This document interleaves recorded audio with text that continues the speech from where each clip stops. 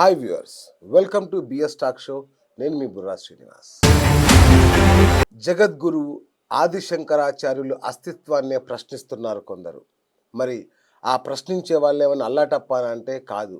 చినజీయర్ స్వామి లాంటి గొప్ప వ్యక్తులే వైష్ణవం శైవం మధ్య విద్వేషాలు రగించే ప్రయత్నం చేస్తున్నారంటూ అన్ని చోట్ల నిరసనలు వెల్లువెత్తుతున్న సందర్భం ఇది. ఎందుకంటే ఆదిశంకరాచార్యులు అసలు శైవుడే కాదు, ఆయన కంప్లీట్ వైష్ణవుడు అని చెప్పి ఒక వివాదాన్ని రాజేశారు. అసలు ఆయన పీఠాలే 4 పీఠాలని స్థాపించలేదు అని ఒక మాట కూడా అన్నారు. ఇలా ఆయన ఇది ఒక్కటే కాదు, అనేక వివాదాల్లో చిన్నజీయర్ స్వామి మరి ప్రతిక్షణం మనకు వార్తలు నిలబడుతున్న పరిస్థితి. మరి ఈ శివరాత్రి పర్వదినం సందర్భంగా శివుడి ఉనికినే ప్రశ్నిస్తున్న దానిపైన ప్రపంచవ్యాప్తంగా తీవ్ర విమర్శలు వస్తున్నాయి. అదేవిధంగా మన నిర్మల్లో రాజశ్యామల పీఠం స్థాపించిన శివరాజస్వామి యోగి గురూజీ కూడా ధర్మాగ్రహాన్ని వ్యక్తం చేస్తున్నారు. మరి ఆయన చిన్నజీయర్ స్వామి వ్యాఖ్యల్ని తీవ్రంగా ఖండిస్తున్నారు. మరి ఆయన ఏమంటున్నారు, అసలు ఇదంతా ఎందుకు జరుగుతుంది, ఇదంతా కుట్రనా, హిందూ ధర్మం మీద జరుగుతున్న కుట్రనా ఏంటి అని తెలుసుకునే ప్రయత్నం చేద్దాం. గురుగారు నమస్తే అండి. సదాశివ సమారంభం వ్యాస శంకర మధ్యమం అస్మదాచార్య పర్యంతం వందే గురు పరంపర. ఓం నమ శివాయ. గురుగారు శ్రీనివాస్ గారు. గురుగారు సో చెప్పండి. థ్యాంక్ యూ గురుగారు లైవ్ లోకి వచ్చినందుకు. ముఖ్యంగా ఈ చిన్నజీయర్ స్వామి ఇలా తరచూ వ్యాఖ్యలతో వివాదాల్లో నిలబడుతున్నారు. ఆయన ముఖ్యంగా శైవం మీద ఆయన ఒక కక్ష కట్టారా అనే స్థాయిలో చాలా సందర్భాల్లో ఆయన వ్యాఖ్యలు ఉన్నాయి. తాజాగా ఆదిశంకరాచార్యుల వారి మీద ఆయన చేసిన మాటలు మొత్తం ప్రపంచాన్నే విస్మయపరుస్తున్నాయి. దీన్ని ఎట్లా చూడాలి గురుగారు? అసలు మనము చరిత్రలో చదువుకున్నప్పుడు కొన్ని విన్నామండి. వైష్ణవుల మధ్య శైవుల మధ్య యుద్ధాలే జరిగినాయని మనం విన్నాం. చరిత్రలో ఉన్నది అవన్నీ ఉంది. అవును. అది కాలంలో ప్రజలలో అవగాహన పెరిగి ఈ రాజరికపు ప్రభుత్వాలు నశించిన తర్వాత ఎప్పుడైతే ప్రజాపాలన వచ్చిందో, ప్రజలకు ఒక స్వేచ్ఛ హక్కు రాజ్యాంగం కల్పించబడ్డదో, తర్వాత ఒక అద్భుతమైన మార్పులు చోటు చేసుకున్నాయి. వారికి ఇష్టం వచ్చినట్టు వారి మనసు ఏదైతే యథార్థంగా ఉంటుందో దాన్ని బట్టి వాళ్ళు పూజించుకునే లేదా స్వేచ్ఛగా జీవించే హక్కు మనకు రాజ్యాంగబద్ధంగా ఇవ్వబడ్డది. అప్పుడు గత కాలము మనం విన్నాము, కొద్దిపాటు ఇప్పటి మేధావి వర్గం నవ్వుకుంటారు, ఓహో ఇంత వాటికి అప్పుడు యుద్ధాలే చేసుకున్నారా అని. అలాంటిది మళ్ళీ శ్రీ శ్రీ శ్రీ త్రిదండి చినజీయర్ స్వామి గారు వ్యాఖ్యలు మళ్ళీ అలాంటి వాతావరణానికి తెరలేపేలాగా ఉన్నాయని మాత్రం నేను చెప్పగలుగుతాను. కరెక్ట్. ఓకే. ఎందుకంటే సమసిపోయిన ఒకనాటి విషయాలకు ఇప్పుడు అంతా మానవులంతా ఒక్కటిగా ఉండాలి అని రాజ్యాంగం చెప్తుంటే, ప్రభుత్వాలు చెప్తుంటే, అందరూ సమయ ఒక వసుదైక కుటుంబం లాగా ఉండాలి అని చెబుతుంటే, ఈ కాలములో వీరికంటే వారు ఎక్కువ, వారికంటే వీరు తక్కువ అనే అటువంటి ఒక మేధావి, అటువంటి ఒక యతీశ్వరుడు, అటువంటి ఒక అద్భుతమైన వైష్ణవ సాంప్రదాయానికి ఒక బ్రాండ్ అంబాసిడర్ గా ఉన్నటువంటి శ్రీ శ్రీ శ్రీ చినజీయర్ స్వామి గారు ఇలా మాట్లాడతారని నేనైతే కలలో కూడా ఊహించలేదు. మరి ఎందుకు అలా మాట్లాడారో కూడా అర్థం అవ్వట్లేదు. కానీ శైవ వైష్ణవం అనే శాఖలు మళ్ళీ బయలుదేరే ప్రమాదము, ఒక అగ్ని రాజుకునే ప్రమాదము, అందరము ఒకటే అనే భావన నుంచి శైవం వేరు వైష్ణవం వేరు అనే భావనకు మళ్ళీ తెరలేపడము, ఈ హిందూ మతంలోనే మళ్ళీ ఈ చిచ్చు పెట్టే ఈ వ్యాఖ్యలు నిజంగా ఖండించదగ్గవి అనే మాత్రం నేను చెప్పగలుగుతానండి. గురూజీ, నాకు ఒక డౌట్ ఏంటంటే, ఈ యొక్క తిరుమల లడ్డు వివాదాన్ని పక్కదారి పట్టించేందుకు ఇది ఏమన్నా కుట్ర ఏమీ కాదు కదా? అది నేను అలా అనుకోను. ఎందుకంటే అది వేరే జోనర్. అంటే దాన్ని పక్కతో పట్టించడానికి మళ్ళీ ఇది అనాల్సిన పర్లేదు. ఇది తొలిసారి కాదు కదా వారు అంటున్నది. ఈ తిరుమల లడ్డు కంటే ముందు నుంచి కూడా అంటున్నారు కదా. అంటే వారి మాటలలో ప్రతిసారి మేము ఎన్నోసార్లు చూస్తుంటాం, అటువంటి గొప్పవారు, అటువంటి సన్యాసోత్తములు ఈ రకంగా ఎందుకు మాట్లాడుతున్నారని మాత్రం నేను చాలా సందర్భాలలో బాధపడ్డ మాట వాస్తవమే. ఈసారి మీరు అడగగానే నేను నిజంగా ఎందుకు అన్నానంటే అది మరీ శృతి మించుతుంది. అది కొద్దిగా కొద్దిగా కొద్దిగా సమాజంలో ఆ విషబీజాలను నాటడం పెంచబడుతున్నది అని నేను బాధపడి, కొంత నాకు తెలిసినటువంటి ఆ భగవంతుడిచ్చిన, గురువులిచ్చిన పరిజ్ఞానం మేరకు నా అనుభూతుల్ని ఆ భగవంతుడి పట్ల మనమంతా ఎలా ఉండాలి అనే ఒక భావనను వ్యక్తపరచడానికి నేను ఈ లైవ్ లోకి తొలిసారి నేను ఇన్నేళ్ల జీవితంలో అవును. ఫస్ట్ టైం అవును. వచ్చానండి. First time. చాలా సంతోషం గురుగారు.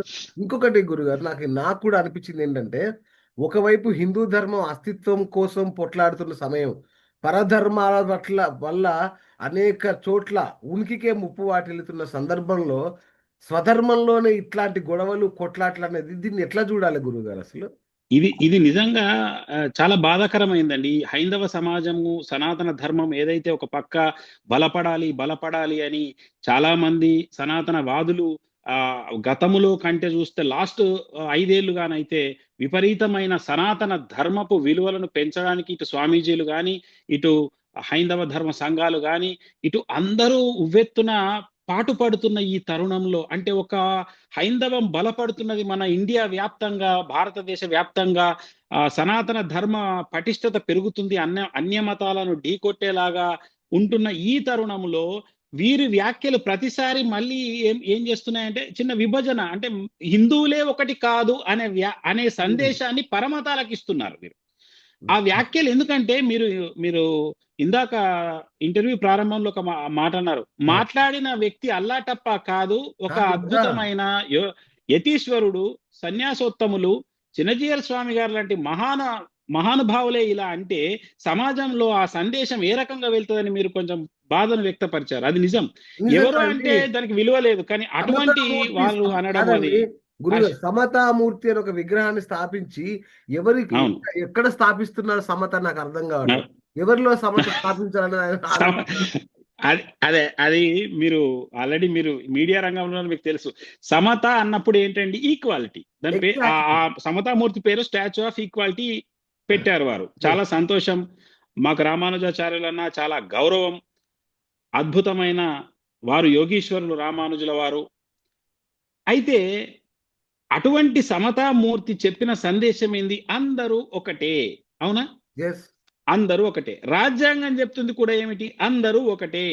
అప్పుడే రాజ్యాంగబద్ధంగా అందరూ ఎవరి భావాల వాళ్ళకి స్వేచ్ఛనిస్తూ ఆ రకంగా వాళ్ళను ముందుకు తీసుకెళ్లడమే ఆ సమతామూర్తి యొక్క విశిష్టత.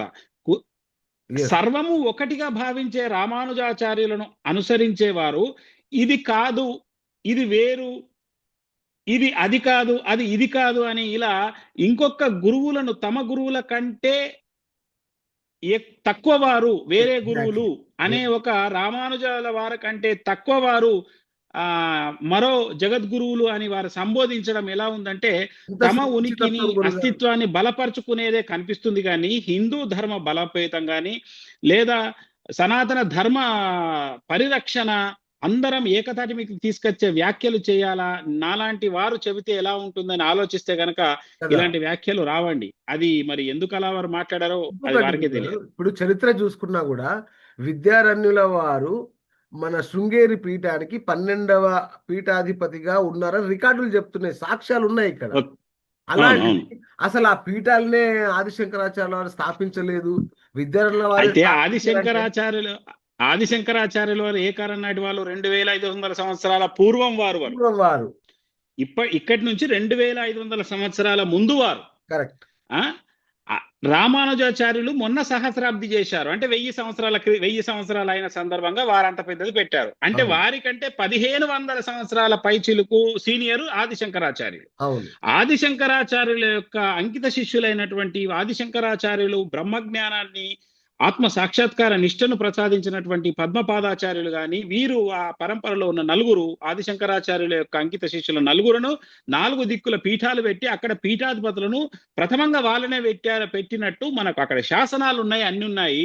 యెస్. దీని పరంగా ఇదొక పరంపర ఇన్నేళ్లుగా ఎవరూ చేయని ఆ కాలంలో రామానుజాచార్యులు కూడా చేయని వ్యాఖ్యలు ఇప్పుడు కొత్తగా వీరేదో టైం మిషన్ ఎక్కి గతంలో వెళ్ళి చూసి వచ్చి మనకు చెప్పినట్టు వాళ్ళు చెప్పడం అయితే అది వారి స్థాయి లాంటి వ్యక్తులకు ఇది సబబు కాదు అని నేను సవినయంగా వారి వారికి విన్నవించుకుంటున్నాను. ఎందుకంటే ఆదిశంకరాచార్యులే పెట్టిన పీఠాలు అని యావత్ ప్రపంచం ముక్త కంఠముతో అది అందరికీ తెలిసిన విషయం. అది చిన్న పిల్లలకు కూడా, అంటే ఇప్పుడు జ్ఞానం తెలిసిన వారు కూడా ఆదిశంకరాచార్యులు 4 పీఠాలు స్థాపించారు. అవి సనాతన ధర్మపు వెలుగులు. అక్కడి నుంచే 72 అవైదిక మతాలను ఆదిశంకరాచార్యులు ఖండించి చతురామ్నాయ పీఠాలను స్థాపించినట్టు మనకు చరిత్ర నొక్కి వక్కానిస్తుంటే, ఒక పక్క మాలాంటి వారికే ఈ విషయం తెలిస్తే వారు ఎంత గొప్పవారు, చిన్నజీర స్వామి వారు ఎందుకు ఇలా మాట్లాడారు అనేది మాకైతే ఇది ఇది ఇది అంటే మింగుడు పడని విషయం, అంటే అర్థం కాని విషయం. మీరు అర్థం చేసుకోవాల్సింది తెలియక చేసిన వ్యాఖ్యలు కాదు సార్ ఇవి. ఇది తెలిసి అదే తెలియక అనంటలేనండి ఇది. ఎందుకంటే వారు జ్ఞానం తెలియని వారైతే ఈ మాటలు అన్నారండి. జ్ఞానం తెలిసి ఇంటెన్షనల్లీ తమ గురువు గారు ఏదైతే ఉన్నారో ఆ ప్రదేశాన్ని హైలైట్ చేయడానికి కానీ, తాము అనుసరిస్తున్న సాంప్రదాయం వైష్ణవ సాంప్రదాయాన్ని తలమానికంగా నిలబెట్టడానికి శైవాన్ని తొక్కేయాలనే ఉద్దేశంతో మాట్లాడిన మాటలుగా నాకు అనిపిస్తున్నది. ఈ ప్రపంచానికి వెలుగులు ఇచ్చిన అద్వైతం కానీ, విశిష్ట అద్వైతం కానీ, ఇంత గొప్ప భావనల్ని అంటే నామరూపాలు లేకుండా చేయాల కుట్ర ఏమన్నా ఉందా గురువు గారు దీంట్లో? ఏమంటారు ఇంకోసారి? అదే అద్వైతం, ఇప్పుడు అద్వైత సిద్ధాంతం అద్వైతాన్ని ప్రతిపాదించారు. అవును, శంకరాచార్య అద్వైతము ఆదిశంకరాచార్యులు అద్వైత స్థాపన, అద్వైత మత స్థాపన స్థాపించారు కదా. అంటే దాన్ని లేకుండా చేయాలన్నా? అవును, విశిష్టాద్వైతం రామానుజాచార్యులు విశిష్టాద్వైతాన్ని వీరిచ్చారు. రామానుజాచార్యులు చేసిన విశిష్టాద్వైతం ఏదైతే ఉందో దాన్ని హైలైట్ చేస్తూ అద్వైత సిద్ధాంతం ఏదైతే ఉందో వారు, నేను గతంలో విన్నది ఏంటంటే అద్వైతం కూడా ఏమీ లేదటండి, అంతా ఒకటేనటండి, అంతా ఒకటి ఎలా అవుతుందండి అని కొంచెం వ్యంగ్యంగా వెటకారంగా మాటలలో కొంచెం కనిపిస్తుందండి. అంటే కనిపించే ఒక ఫేస్ లోనే ఆ అద్వైతం పట్ల ఒక జుగుప్సాకరమైన ఫేస్ పెట్టేసి వాళ్ళు అంటారు చూడండి. అది విన్నప్పుడు అంటే మాట తెలియక అన్నది వేరు, కావాలని అంటున్న మాటలే అన్న సందేహం లేదు. అట్లా అద్వైత మతాన్ని తొక్కేయాలి. అద్వైతం అంటే ఏంటండి, సమతామూర్తి యొక్క ఏదైతే స్టాచ్యూ ఆఫ్ ఈక్వాలిటీ ఉందో అందరూ సమానమే, అంతా ఒక్కటే అని ఆదిశంకరులు ఆనాడే చెప్పారు. అద్వైతము అంటే రెండవది లేనిది, ద్వైతము లేనిది అద్వైతం. అద్వైతం అంటే రెండవది లేదు. రెండవది అంటే మీరు చూస్తున్న ఈ ప్రపంచం అనేది లేదా వస్తు విషయాలు అనేటివి ఇవన్నీ ఉన్నాయి, కానీ ఇవన్నీ కాలంలో కలిసిపోతాయి. కాలంలో కలవని అనంతమైన సత్యమే శివము, అదే పరమ చైతన్యము, దాన్నే పరమశివము, శివోహము అని తాను ప్రకటించాడు. దాన్ని అనుభూతిగా పొంది ఆత్మ సాక్షాత్కార నిష్ట పొంది ఆ శివ స్థితిని అందుకొని వారు ప్రకటించిన విషయం అంతా కాలంలో కలిసిపోయి చివరికి ఉంటుంది.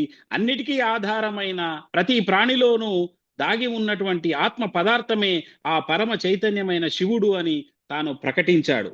కాబట్టి తాను ప్రకటించిన సత్యము అంత గొప్పగా ఉంటే, అదే మాట స్టాచ్యూ ఆఫ్ ఈక్వాలిటీలో కూడా అదే మాట ఉంటే, మరి మీ ఈక్వాలిటీ మిగతా అద్వైత మతం పట్ల ఎందుకు చూపెట్టలేకపోతున్నారు? అది మతంలోనే చిన్నజీర స్వామి గారు ఎందుకు చూపెట్టలేకపోతున్నారండి? ఇంకొకటి గురుగారు, ఇదే ప్రశ్న. రైట్. ఇంకొకటి, ఇప్పుడు శివానంద లహరి అని రాశారు, సౌందర్య లహరి అని రాశారు. ఎవరు? ఆదిశంకరులు. మరి ఆదిశంకరాచార్యులు సౌందర్య లహరి, శివానంద లహరి ఇలాంటి ఎన్నో గొప్ప గ్రంథాలు, శాస్త్రాలు మనకిచ్చారు. బ్రహ్మసూత్రాలకు భాష్యం. ఆయన వైష్ణవుడు అయితే మరి ఈ పుస్తకాలు ఏంటండి? దీన్ని ఎట్లా యాక్చువల్ ఏంటంటే గురుజీ, శివ అన్నప్పుడు తన దృష్టిలో ఈ అనంత సృష్టిని సృష్టించినటువంటి మహా చైతన్యాన్ని శివం అన్నారు వారు.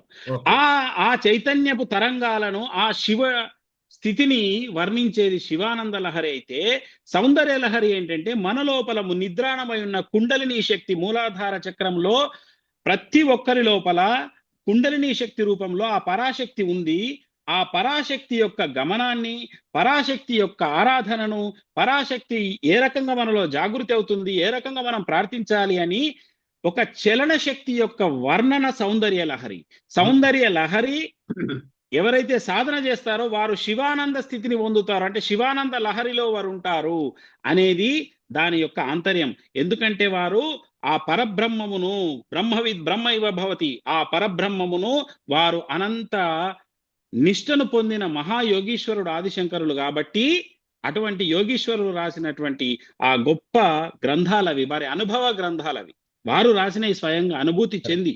ఇప్పుడు మనం కదా ఒక ఏనుగును చూస్తే ఏనుగు ఎలా ఉంటుందని ఎట్లా వర్ణిస్తామో, అలాగే తాను ఆ పరమాత్ముని దర్శించి పరాశక్తి యొక్క స్థితిని తన ఆంతర్యంలో దర్శించి రాసిన గ్రంథాలే ఒకటి సౌందర్యలహరి, ఒకటి శివానంద లహరి.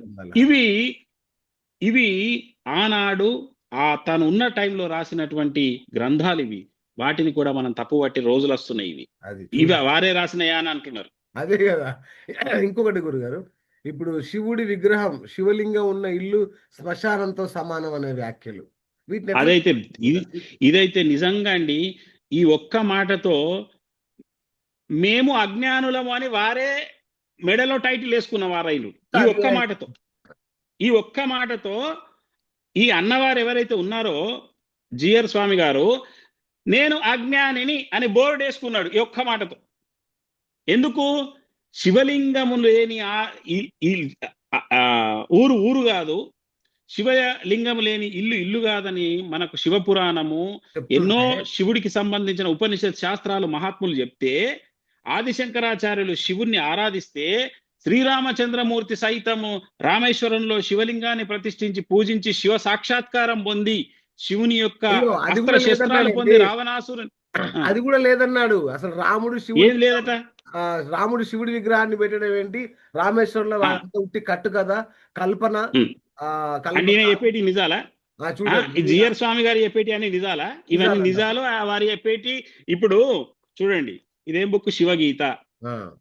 ఇది ఎక్కడి నుంచి తీసుకోబడ్డది? పద్మ పురాణాంతర్గత శివగీత. పద్మ పురాణం ఎవరిచే రాయబడ్డది? వ్యాస మహర్షి చే రాయబడ్డది.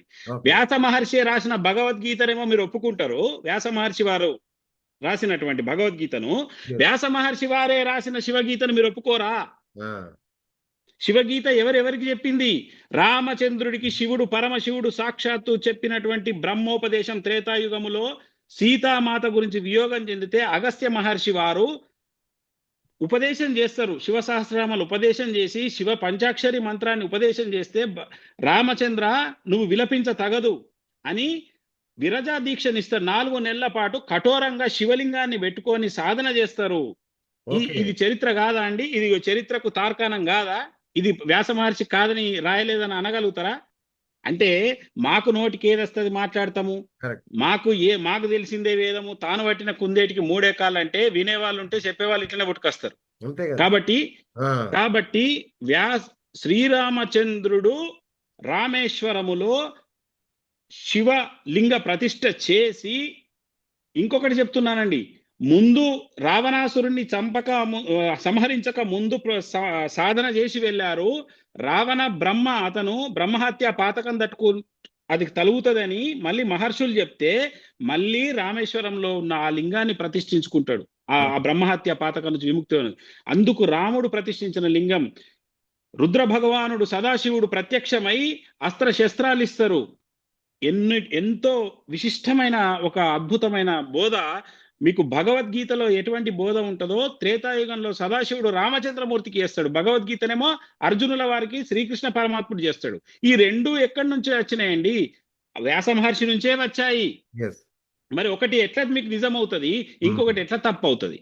శ్రీరామచంద్రుడు అక్కడ రామేశ్వరంలో 12 జ్యోతిర్లింగాలలో రామేశ్వరం ఒకటని, ఆ సేతు హిమాచలం, సౌరాష్ట్రే సోమనాథంచ, శ్రీశైలే మల్లికార్జునం, ఉజ్జయిన్య మహాకాల, ఓంకారే మహేశ్వరం అని ఈ రకంగా చెప్తూ స్తోత్రాలే ఉంటే, ఈ స్తోత్రం రాసింది కూడా సాక్షాత్ ఆదిశంకరులే. ఈ స్తోత్రం సౌరాష్ట్రే సోమనాథంచ, శ్రీశైలే మల్లికార్జునం, ఉజ్జయిన్య మహాకాల, ఈ 12 లింగ స్తోత్రం రాసింది ఎవరు?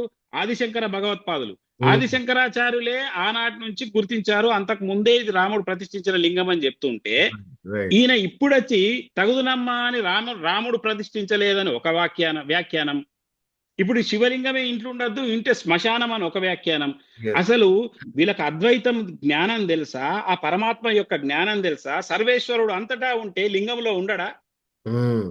లింగంలో కాదండి, కన్ మే శంకర్ హై అంటారు. కన్ మే శంకర్ హై అంటే కణకణంలో ఈశావాస్యం ఇదం సర్వం యత్కించ జగత్యాం జగత్ తేన తెక్తేన భుంజిత మాహృద కస్య సిద్ధనం. ఈశావాస్యోపనిషత్తులో తొలి ఫస్ట్ మంత్రం అది. ఈశావాస్యం ఇదం సర్వం అంటే ఈశ్వరుడు సర్వత్రా వ్యాపించి ఉన్నాడు ఈ జగత్ అంతా అని ఒక పక్క ఉపనిషత్తులు చెప్తే, లింగం ఇంట్లో ఉంటే అది శ్మశానం అట. ఉమ్, అంటే ఏమి అది భావన? ఉమ్, శివలింగాన్ని పూజిస్తే సర్వ శుభాలు కలుగుతాయని శివపురాణం. ఋషులందరూ, మీరు ఏ ఋషినన్నా తీసుకోండి, ఇప్పటి వరకు శివలింగం ముందటనే కూర్చొని తపస్సులు చేసిన ఋషీశ్వరులు మనకు కనిపిస్తారు తప్ప మిగతా ఉండదు.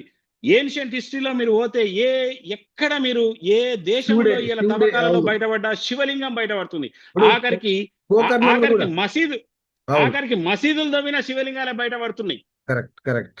అంటే శివుడు ఎంత పురాతనుడు, శివుడు ఎంత పురాతనుడు, ఎంత సనాతనుడు. రాముడే పూజించిన మహాదైవాన్ని మీరు పక్కన పెట్టి ఆ విష్ణుమూర్తి తొలి శివభక్తుడు అన్నట్టుంది శివగీత. బ్రహ్మ విష్ణువుల మధ్య అగ్నిస్తంభ రూపములో, బ్రహ్మ విష్ణువుల మధ్య నేను గొప్ప అనే వాదులాడితే శివపురాణంలో ఉంటుంది. శివపురాణం ఎవరు రాశారు? వ్యాస మహర్షి రాశాడు. ఉమ్, నేను గొప్ప అని వాదులాడితే బ్రహ్మాది విష్ణువుల మధ్య ఒక అనంతమైన అగ్నిస్తంభం ఉద్భవిస్తుంది. అదే అరుణాచలం. ఉమ్, అరుణాచలం భూసాంద్రతను బట్టి అది రాయిగా మారింది ఇక్కడ, కానీ అది నభోపర్యంతం ఉన్నది. పురాతన శాస్త్రజ్ఞులు చెప్తున్నారు, ఇంకా అది లోతు భూగర్భంలో ఎంత పోయినా రాయి ఉన్నదట కింద. ఉమ్, అది 230 కోట్ల సంవత్సరాల పురాతనం దాని అరుణాచల కొండ. మన భూశాస్త్ర పరిశోధకులు చెప్తే, పురాతన శాస్త్ర పరిశోధకులు, మీకు అంతకన్నా తార్కాణం ఏం కాల, హిమాలయాల కంటే పూర్వమైంది అరుణాచలం. అందుకు అరుణాచలంగా గొప్ప. బ్రహ్మ విష్ణువుల మధ్య ఉద్భవించిన అగ్నిలింగం భూమికి అక్కడ రాయిగా మారింది, కానీ శిలగా మారింది. అది అనంతమైన వ్యాపించింది, నభో లోకాలను వ్యాపించి ఉంది. బ్రహ్మ విష్ణువులు కూడా కనుగొనలేకపోయినరు ఆ యొక్క ఆద్యంతాన్ని కనుగొనలేని ఆద్యంతాన్ని కనుగొనలేని ఒక అద్భుతమైన ఆ లింగ ఉద్భవం అది. నేనున్నా మీకంటే సార్వభౌముడని ఆవిర్భవిస్తే అటువంటి శివుణ్ణి తొలిసారి పూజించాడు విష్ణుమూర్తి. విష్ణు భగవానుణ్ణి మించిన వాళ్ళ మీరు? విష్ణు భగవానుడే శివుడికి నమస్కరించాడు. అందుకే శివస్య హృదయం విష్ణు విష్ణోశ్చ హృదయం శివ అంటే, మీరేమో శివుడి లింగం ఇంట్లో పెట్టుకోవద్దు, శివ అభిషేక తీర్థం మీరు తాగొద్దు అంటే, మీకు క్రైస్తవులకు తేడా ఏమున్నది?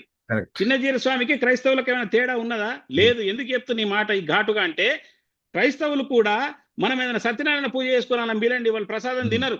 అవును, తిరుపతి లడ్డు కూడా మరి వాళ్ళకి తేడా ఏంది? మీరు సనాతన ధర్మం అని అందరం మనం ఒకటి అని మనం అనుకుంటున్నాము. ఈ కాలంలో సనాతన ధర్మవాదులం అంతా ఒకటని, సనాతన ధర్మాన్ని అందరం 4 స్తంభాలుగా, శైవం ఒక పక్క, వైష్ణవం ఒక పక్క, శాక్తేయం ఒక పక్క, గాణాపత్యం ఒక పక్క, ఈ 4 స్తంభాలుగా మారి ఈ సమయంలో దాన్ని కాపాడుకోవాల్సింది పోయి ఎటు పోతున్నాం? అంటే రామానుజం కరెక్ట్, రామానుజం గారిని ఎలివేట్ చేయడానికి ఇట్లాంటి తప్పుడు మార్గాన్ని ఎంచుకోవాల్సిన అవసరం ఉందా? ఇట్లాంటి యతీంద్రుడికి, ఇలాంటి ఒక మునికి, ఒక ఋషికి అదే మరి అవసరం ఉందా? అది వాళ్ళు విచారించుకోవాల్సిన విషయం. ఎందుకంటే వారి బోధనలో నేను ఒక్కసారి చూశానండి. ఏదో వారు ఇట్లాంటి ఇంటర్వ్యూలలో ఒకసారి ఎవరో చెప్తూ ఉంటే, గొడవలు ఎక్కడొస్తాయి అనంటే, వారు అన్నమాట, గొడవలు ఎక్కడొస్తాయి అనంటే, మీకంటే మేము ఎక్కువ, వారికంటే మేము ఎక్కువ, మీకంటే అని అనకూడదు, ఎవరి ధర్మంలో వాళ్ళు కొనసాగాలి అని వారి నోటి వెంట అన్న మాటలే ఉన్నాయి. నేను విన్నా ఈ చెవులారా. అరే అటువంటి అబ్బా ఎంత అద్భుతమైన. నేను అప్పుడు చాలా నిజంగా అంటే వారంటే గౌరవమే, ఇది సిద్ధాంతపర భేదన. కానీ వ్యక్తిగతంగా మాకేముండదు, సిద్ధాంతపరమైన భేదన. కానీ అటువంటి జ్ఞానులు ఇటువంటి మాటలు అనకూడదు. జ్ఞాని అయితే ఇటువంటి మాటలు అన్నాడు. మళ్ళీ ఇది కూడా ఒకవేళ వారు ఆత్మజ్ఞానే అయితే ఈ మాట అనరు. ఇంకోటి ఫైనల్ గా ఒక మాట, ఈ చివరికి సమ్మక్క సారక్కలు కూడా వదిలిపెట్టలే ఆయన. వాళ్ళు ఏమైనా దేవతలా? అది బిజినెస్ చేస్తున్నారు అక్కడ అంటాడు. ఈయన సమతామూర్తి విగ్రహాన్ని పెట్టి టికెట్ వసూలు చేస్తున్నాడు. ఈయన చేస్తున్న బిజినెస్ ఏంటి అసలు? సమ్మక్క సారక్క జోలి ఈవేకెందుకు అసలు? అందుకే ఇది అదే మనదైతే మంగళవారం, మందిదైతే సోమవారం అన్నట్టు ఇది తెలంగాణలో ఏమంటారు, వాళ్ళ జోలి ఈయనకెందుకు? పోనీ ఆ శైవులు అంటే ఏదో మన తెలంగాణలో ఒక సామెత ఉంది, మందిదైతే మంగళవారం, మనదైతే సోమవారం అంటారు. అంటే ఇదేంటంటే వీళ్ళదైతేనేమో బిజినెస్ కాదు, సమక సారక్కల అయితే బిజినెస్ అని అంటాం.